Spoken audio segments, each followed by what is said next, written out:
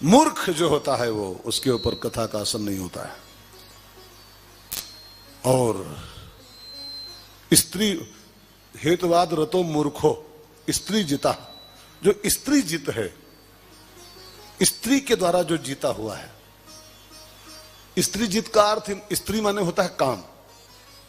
स्त्री माने खाली औरत नहीं, खाली नारी नहीं, स्त्री काम का पर्यायवाची मानी गई है। तो जो काम जित है, जो अत्यंत कामी है, जो कामनाओं में जकड़ा हुआ है, उसको कथा से मतलब नहीं। जहां काम तह राम नहीं। जो अत्यंत कामनाओं से ग्रसित है, जो अत्यंत कामुक है, उसको राम कथा नहीं सुहाएगी। ठीक है ना। और रामायण में सुंदरकांड में समुद्र एक बड़ी बढ़िया बात बोला है। राम जी बोले समुद्र के बारे में, क्रोध ही सम काम ही हरि कथा ऊसर बीज बे फल। क्रोधी को शांत रहने को बोलो, क्रोधी से शांतिक बातें करो, वो उसके लिए बेकार है। और कामी को हरि कथा सुनाओ, ऊसर में बीज बोने के ऐसा है। ऊसर में बीज बो तो क्या होगा? फसल होगी, आपका बीज खत्म हो जाएगा, खेत भी खराब, बीज भी खराब। तो कामी आदमी को हरि कथा नहीं सुहाते। स्त्री जो है वो, उसके लिए राम कथा बेकार की वस्तु है। कृपणा, जो बहुत कृपण है। कृपण समझते आप लोग? कृपण समझते हैं जी? कृपण माने बहुत कंजूस है, जो बहुत कंजूस। खाली पैसों की बात नहीं हो रही, विचारों का कंजूस। कंजूसी कई प्रकार की होती है जी। कई लोग विचारों के कृपण होते हैं, कई लोग भावनाओं के कंजूस होते हैं, कई लोग पैसों के कंजूस होते हैं। जो बहुत कृपण है उसको हरि कथा नहीं सुहाती। सठा, जो सठ है, लुच्चा है, लुच्चा। लुच्चा समझते हैं? एक तो हमारी आपकी भाषा का भी कुछ फर्क पड़ेगा। हम यूपी वाले हैं और इधर पंजाब में, समझते ना सब लोग? आप लोग लुच्चा माने लुच्चा समझते हैं? बदमाशा। लुच्चे को राम कथा, लुच्चे को राम कथा सुहाएगी? लुच्चा लुच्चाई करेगा, रामायण सुनेगा। सठा, स्त्री जिता, कृपणा, सठा। और नंबर 5 अहंग युग। सती का यही प्रॉब्लम था, कथा नहीं सुन पाई हो। अहंग युग, जो किसी प्रकार के अहंकार से युक्त है, किसी भी चीज का ईगो लेके जो कथा पंडाल में आता है, वो बैठा भले रहे, कुछ सुन नहीं सकता है, बैठा रहे भले। अहंग युग। और असाधु, जो साधु नहीं है, जो असाधु है, उसके लिए भी कथा किसी काम की चीज नहीं। तो सती मैया का प्रॉब्लम क्या रहा? सती मैया अहंग युक्त होके बैठी। मैं दक्ष की बिटिया हूं, महादेव की पत्नी हूं, जगत जननी हूं, जगदम्बा हूं, मुझे क्या कोई राम कथा सुनाएगा? इस बाबा की क्या औकात है मेरे सामने? और अहंकार से लैस होके मैया कथा सुनने बैठी, और परिणाम क्या हुआ? कथा वो सुन नहीं सकी, सुन नहीं पाए। मैं इसलिए बात जोर दे के बोल रहा हूं कि जब सती की ऐसी मां भी कथा नहीं सुन सकी, श्रोता नहीं बन सकी, तो हम आप भी इन कमियों से बच के आए। अगर इतनी बातें लेके आएंगे, हेतुवाद में रत रहेंगे, अहंकार से रत रहेंगे, लगे रहेंगे, अथवा सठ रहेंगे, तो फिर कथा सुनने का मतलब कुछ नहीं। तो सती मैया कथा सुन नहीं सकी और फिर उनका दंड मिला उनको। आप सब कथा कर सुन चुके हो। सती मैया पिता के यज्ञ में गई और वहां वो जल के मर गई, हरिद्वार में। ठीक है, कथा ये कल हो चुकी है, आपको मैं खाली रिपीट करा रहा हूं। लेकिन जलते जलते, मरते मरते मैया ने एक काम बहुत बढ़िया किया। प्राण निकलने के जस्ट बिफोर मैया ने एक वरदान मांग लिया भगवान से, ठाकुर ये जो मेरा जीवन आज समाप्त हो रहा है, मैं भगवान को प्यारी होने जा रही हूं, इसके बाद मेरा जन्म जहां भी होए, मैं जहां भी पैदा हूं, इसके बाद मुझे शिव जी की सेवा का ही पुनः मौका मिले, ऐसा मुझे वरदान चाहिए। और ये मनोकामना लेके मैया का शरीर पूरा हुआ, सती मैया का। और वही आत्मा सती मैया की पैदा हुई, हिमालय मैना की बेटी बनी, और नाम पड़ा उसका आपकी बार पार्वती। और गोस्वामी जी कहते हैं आज की कथा इसी चौपाई से आरंभ हो रही है रामायण की। सब लोग गाओ। तेहि कारण माने उसी वरदान के कारण जो मांगा था मैया ने मरते मरते। तेहि कारण हिमगिरी ग्रह जाए, यही कारण हिम ग्रह जाए, जनमी पार बती तन पाए, जनमी पार गति तन पाए, जब ते उमा शैल ग्रह जाई, जब ते उमा शैल ग्रह जाई, सकल सिद्धि संपत्ति ताह छाई, सकल सिद्धि संपत्ति ताह छाई। उसी वरदान का मैया को फल मिला। और आपके बहुत बगल में एक प्रदेश है हिमाचल प्रदेश, बिल्कुल सटा हुआ है पंजाब से। हिमाचल प्रदेश में हिमालय और मैना की बेटी बनके मैया का जन्म हुआ। सती हिमालय की बेटी बनी और नाम उसका पड़ा पार्वती। सती कन्वर्ट हो गई पार्वती में, कुछ और कुछ नहीं, बस खाली कन्वर्जन है, बस है बदलाव। जो सती थी वो दोबारा पैदा हुई पार्वती बनके। आत्मा वही की वही है, जीव वही का वही है। सती मरी और पार्वती बनके पैदा हुई। अब थोड़ा सा कथा पर ध्यान दो। जब ये सती थी तो इसका मतलब था बुद्धि। सती का अर्थ बुद्धि होता है जी। और जब ये बन गई पार्वती तो इसका अर्थ बदल गया। पार्वती का अर्थ होता है श्रद्धा, भवानी श्रद्धा का प्रतीक है। सती माने बुद्धि और पार्वती माने श्रद्धा।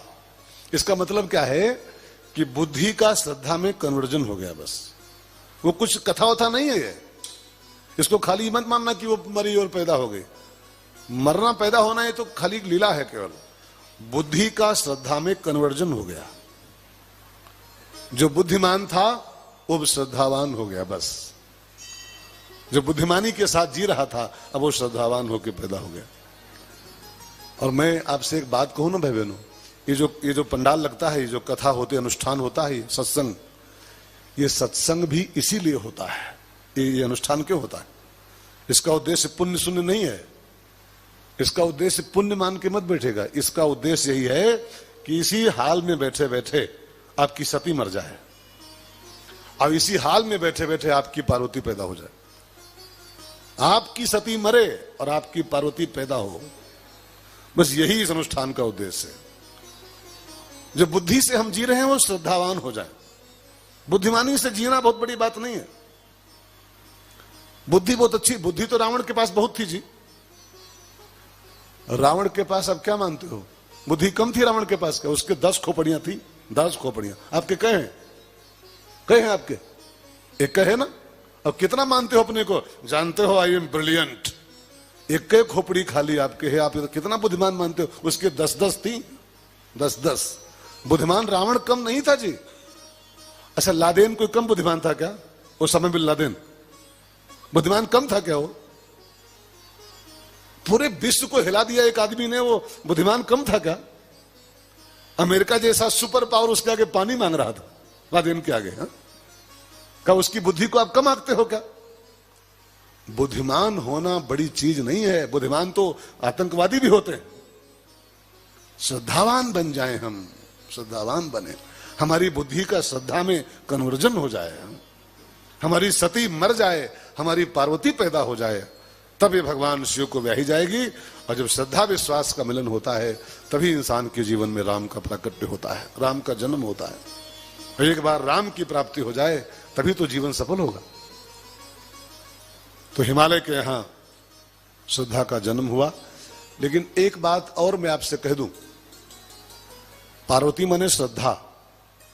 और श्रद्धा पैदा होती है कब? जब 2 चीजें इकट्ठा होती हैं जीवन में, तब। एक हिमालय, एक मैना। थोड़ा सा एक शब्द को, बहुत वैज्ञानिक वाक्य हैं सभी।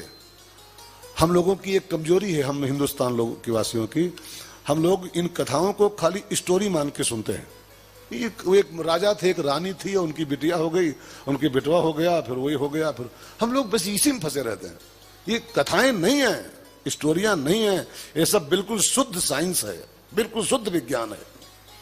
और जब तक इसको वैज्ञानिक एंगल से नहीं सुनोगे, साइंटिफिक एंगल से, तब तक हम लोग ऐसे सुनते सुनते बुढ़े हो जाएंगे। और बुढ़े नहीं कहो, भगवान को प्यारे भी हो जाए। मुझे दिल्ली में एक कथा में एक बूढ़ा मिले, मारवाड़ी बूढ़ा थे वो। बोले जानते हो महाराज जी, मैं 125 भागवत सुन चुकी हूँ, यजमान बन के, मुख्य यजमान बन करके 125 भागवत सुन चुकी। तो हमने कहा माता जी धुंधकारी के सुना था? धुंधकारी कितने भागवत सुना था? क्यों जी? धुंधकारी कैसे सुना था? ओनली वन, बांस में बैठ के एक कथा सुना था सुंदर। परीक्षित जी कैसे सुने थे? एक, विमान आ गया और परीक्षित चले गए। धुंधकारी एक मात्र सुना, विमान आ गया बैठ के चला गया। धुंधकारी के ऐसा भूत खाली एक कथा सुन लिया और विमान में बैठ के चला गया, और हम आप 125 सुन के और यही टहल रहे हैं। इसका मतलब है कि धुंधकारी से बड़ी भूत तुम हो। हाँ? एक कथा पर्याप्त होती, एक भागवत काफी होती है, दूसरे सुनने की दरकार ही नहीं कोई है, जरूरत नहीं कोई है, लेकिन सुनी जाए तब तो ना, उसी अर्थ में लिया जाए। हम लोग सुनते हैं एक था राजा एक थी रानी, और रानी मर गई खत्म कहानी, और खाओ सब्जी पूड़ी पियो पानी। हम लोग इसी वे में कथाओं को लेते हैं कि वो कथा हो रही है, भागवत चल रही, भंडारा होगा, भागवत होगी, भंडारा होगा, बस भागवत भंडारा, भागवत भंडारा, इसी में फंसे पड़े हैं। शुद्ध साइंटिफिक सूत्र हैं सभी, शुद्ध साइंटिफिक। और जब तक इन बातों को इसी साइंटिफिक वे में नहीं सुनोगे, तब तक इन कथाओं का कोई मतलब ही नहीं निकलता है, कोई मतलब नहीं। बस भागवत सुनते जाओ, भंडारा खाते जाओ, बस। तो मेरे कहने का अभिप्राय मित्रों ये है भाई बहनों, श्रद्धा, पार्वती श्रद्धा है, लेकिन वो कब पैदा हुई, किसके यहां पैदा हुई? हिमालय और मैना के यहां। अब हिमालय मैना जहां होते हैं वहीं श्रद्धा पैदा होती, ठीक है। हिमालय मैना माने क्या होता है? हिमालय माने होता है एक तो पहाड़ है, हिमालय उसको छोड़ दो, पहाड़। पहाड़ क्यों नहीं पर सुनना है आपको? हिमालय माने होता है पहाड़, और पहाड़ माने होता है अडिगता, स्थिरता। तो जिसके जीवन में हिमालय की ऐसी अडिगता आ गई, उसके यहां श्रद्धा का जन्म होता है। हमारा आपका जीवन जो है ना, अडिग नहीं है, अडिग नहीं। हम लोग हर 1 घंटे बाद चेंज हो जाते हैं। अभी कुछ यहां कुछ और बोलेंगे, 1 घंटे बाद हमारा डायलॉग चेंज हो जाएगा। एक पिक्चर आई थी दबंग 2, मैंने देखा था उसको, तो कहीं देखा था इसे चलते फिरते, तो मैं सलमान खान एक डायलॉग बोलता है बड़ा बढ़िया, मैंने एक बार जो कमिटमेंट कर दिया उसके बाद फिर मैं खुद की भी नहीं सुनता हूं। ऐसी अडिगता, ऐसा स्थैर्य, अभी कुछ और, अभी कुछ और, अभी कुछ और, अभी कुछ और। हर 1 घंटे बाद जजमेंट चेंज, निर्णय बदल जाता है। ये जो हमारा डगमगपना है, डगमगपना, ये हमारे जीवन में श्रद्धा का जन्म नहीं होने दे रहा है। श्रद्धा पैदा होती हिमालय के आंगन में। हिमालय माने एक बार कमिटमेंट हो गया तो वो उसके बाद फिर मुझे न खुद की सुनना न खुदा की सुनना है। ऐसा हिमालय बन जाओ, हिमालय पर्वत। और दूसरा एक तत्व चाहिए उसके बगल में, मैना। हिमालय मैना के यहां पार्वती पैदा होती है, श्रद्धा, ठीक है ना। मैना माने क्या होता है?